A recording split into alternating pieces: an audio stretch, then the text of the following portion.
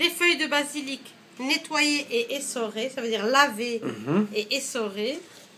Essorer avec ta main. Tu les rinces dans ta main. Et tu les essores. Tu les mets dans un truc de mixeur. Et l'ail. C'est tout ce que j'ai mis là. C'est tout, à ce moment. Okay. Et de l'ail. Et maintenant, je vais mettre des noisettes. Des noisettes T'en déjà. mets à peu près... Tu mets des noisettes entières. Moi, tu sais, je fais au pif. Hein, je mets comme ça. Tac, une poignée. Ce sont des noisettes, ça, montre un peu. Ouais, noisettes moulues. Et j'en mets encore un petit peu. Ah ouais. Voilà, c'est tout. Maintenant, en plus, je peux montrer à maman parce qu'après, elle va savoir. Et combien d'ail tu as mis? J'ai mis un comme ça. Un seul, entier. Un comme ça, entier. Okay. Enfin, pas tout à fait entier parce qu'il était gros. Alors, j'ai mis la moitié dessus. La moitié de celui-là. Ok. La moitié, j'ai mis là et la moitié, Tu dois rajouter de l'huile d'olive maintenant, non? Maintenant, je vais mettre de l'huile d'olive. Heureusement que j'en ai acheté. C'est bien ça. Il faut acheter du basilic, ça c'est ça le problème. Bon, ça, tu en trouves, hein. Il y en a beaucoup. Wow. Surtout, c'est la saison. Et ça, après, le pot, tu peux le congeler, tu peux le mettre dans le frigo, ça dure 2-3 mois. Wow. Il faut chaque fois rajouter de l'huile, je te montrerai après. C'est super bien. Moi, c'est comment j'aime bien le pesto, c'est trop bon. C'est trop bon, hein. Tu mets bien du sel. Des fois, je mets des pistaches, c'est encore meilleur. Mais là, j'ai pas. Je savais même pas qu'il fallait. Si j'avais des pistaches, je mettrais des pistaches à la place. Des pistaches grillées salées. Et c'est encore meilleur. Voilà, maintenant, attends, je vais quand même mélanger un peu. T'es pas obligé, mais bon, j'aime bien que tout soit bien imprégné. Voilà. Voilà, juste des noisettes, de l'ail, du sel, et noisettes, ail, sel, basilic, sel. Sel, ok. Voilà, maintenant je vais mettre. Parce que moi, ma machine, elle est comme ça. Hein. Ah ouais. Voilà, on va mettre comme ça. Si, maman, elle a une machine aussi comme ça. Oui. Sûrement. Chouette machine. Comme ça. Hop, c'est magique, ça va vite. Hein. Moi, je ne sais pas faire de zoom. Attends, maintenant, je vais. Le seul problème avec la vidéo de l'iPhone, tu ne sais pas faire de zoom. Moi, je sais faire plein de recettes. Hein. Je te jure que si tu restes avec moi un mois, moi, tu sais qu'est-ce qu'ils me disent, mes collègues? Tu devrais donner des cours de cuisine.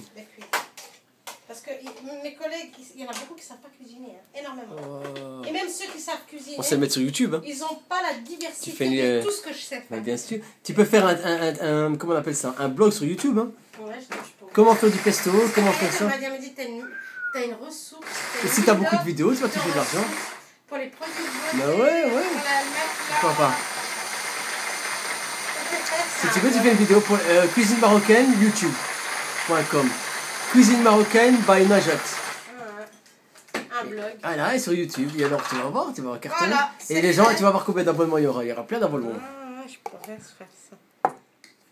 Comment faire des fèves à la marocaine. Comment faire des lentilles à la marocaine. Ouais, mais petit à petit, si tu as cartonné, si tu as beaucoup de vues et les gens beaucoup d'abonnements, c'est YouTube elle-même qui va te contacter. C'est YouTube lui-même qui va te contacter pour ajouter une page de pub. Et quand il te rajoutera une page de pub, tu seras payé.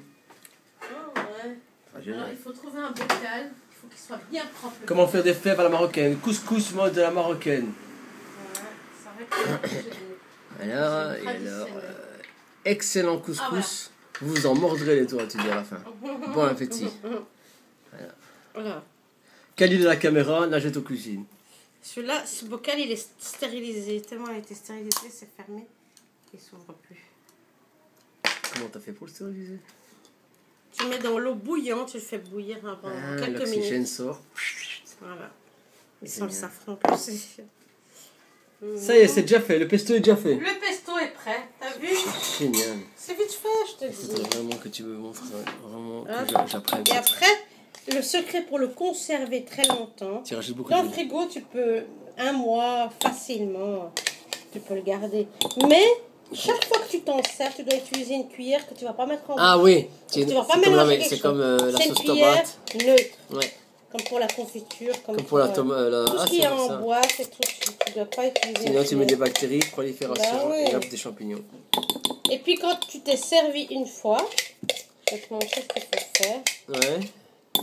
Ça, tu fais ça. Chaque fois que tu t'es servi, mettons que là, tu t'as servi une assiette. Hein. Tu rajoutes l'huile parce qu'il faut qu'il soit toujours couvert d'huile.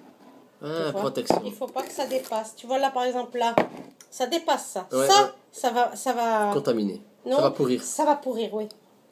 Parce il faut qu'il soit conservé par l'huile. C'est l'huile qui conserve. C'est pour ça que tu as amené on n'a pas rajouté de l'huile et c'est pourri. Oh, qui? Après. Toi, t'en avais laissé un. J'avais mangé, oui. J'ai dit, je vais en laisser encore un peu. 2-3 jours après, c'est pourri. J'ai pas compris pourquoi. Ah bah non, c'est clair, ça fait... d'accord. Ça fait pourri. Tiens,